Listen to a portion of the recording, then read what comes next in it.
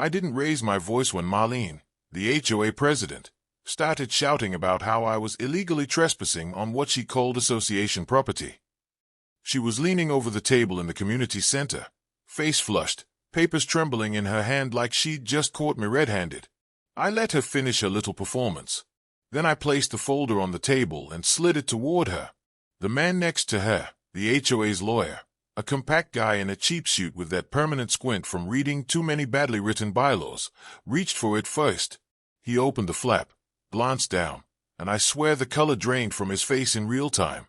What he was looking at wasn't a request, or a petition, or a plea. It was the original, counter-certified deed to my backyard, issued in 1948, recorded long before the HOA even existed, and still in full legal force.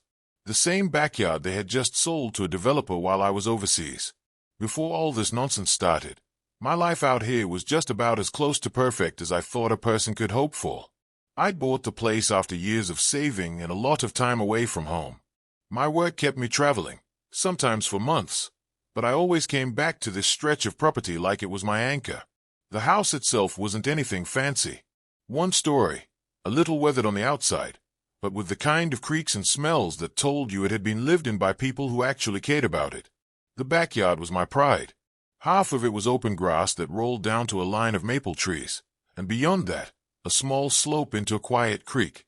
I had a vegetable patch, an old shed my grandfather built, and a bench under the biggest maple where I'd drink coffee in the mornings before the day warmed up. I wasn't looking to make waves or get involved in whatever petty politics people get up to in suburban committees. I just wanted a place to come home to, somewhere to breathe. The first sign that the HOA even noticed me was a letter in my mailbox, sealed with their little gold emblem. I assumed it was some kind of welcome packet I'd ignored when I first moved in. Instead, it was a notice of violation. Apparently I had failed to get pre-approval for planting non-standard vegetation in my backyard. They meant my tomatoes. I actually laughed when I read it. The letter was full of official-sounding language about aesthetic compliance and community cohesion, like we were living in a gated utopia and my garden was the one thing threatening to tear it apart. I didn't even think they had jurisdiction over my backyard. My deed never mentioned them, so I figured it was a clerical mistake. I wrote back, polite but firm, explaining that the garden had been there since before I owned the place, and before that it had been my grandfather's. I included a copy of the last property survey I had done, just so they could see the boundary lines. Weeks passed. Then another letter came, this one threatening daily fines until I restored the yard to approved specifications. I called their office. No answer. I sent emails. No reply. When I finally managed to corner Marlene in person, at the local grocery store of all places, she brushed me off like I was trying to sell her a vacuum cleaner. That's when I started to notice little things. Neighbors who used to wave suddenly wouldn't meet my eye. Cars slowing when they passed my place. And then the for sale sign appeared at the back of my lot, just on the other side of the maple trees. When I called the number on the sign, I learned that the HOA had sold the rear half of my backyard to a local developer, claiming it was unused common property. According to them, it had defaulted to the HOA decades ago, which was interesting, because I'd been paying property taxes on it every single year. I was furious, yes, but more than that, I was baffled. How did they think this was going to work?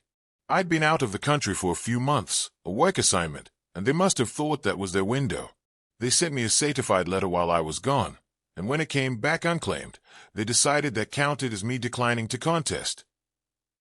I tried one more round of diplomacy, though I knew it was pointless.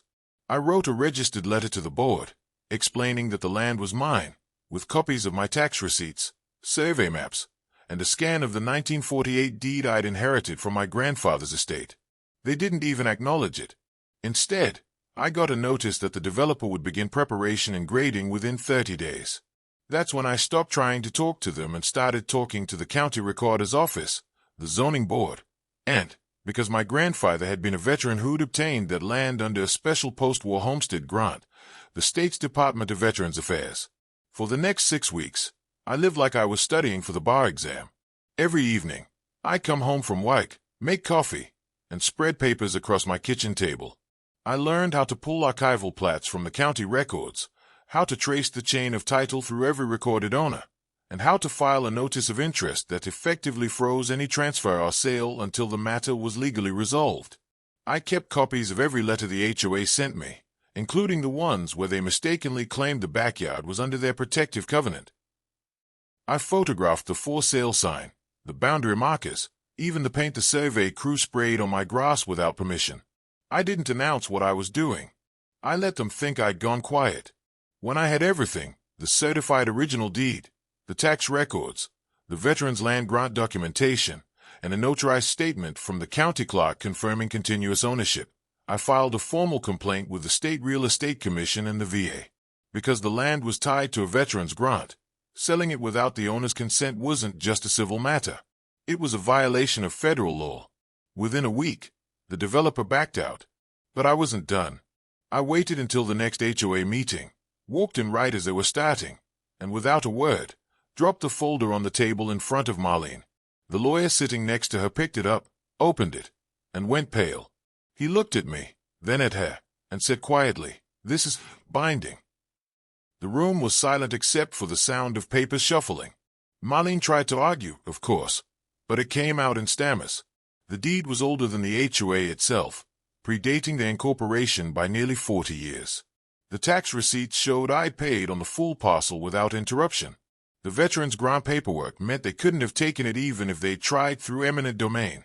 The board's lawyer closed the folder and said there was nothing they could do. Nothing they ever could have done. That was the end of it. After that meeting, the for sale sign disappeared overnight. Within a month, Marlene resigned for personal reasons, and 2 other board members followed. The HOA stopped sending me violation notices. Neighbors started making small talk again, though some still looked uncomfortable, probably wondering how much I knew about their part in all this.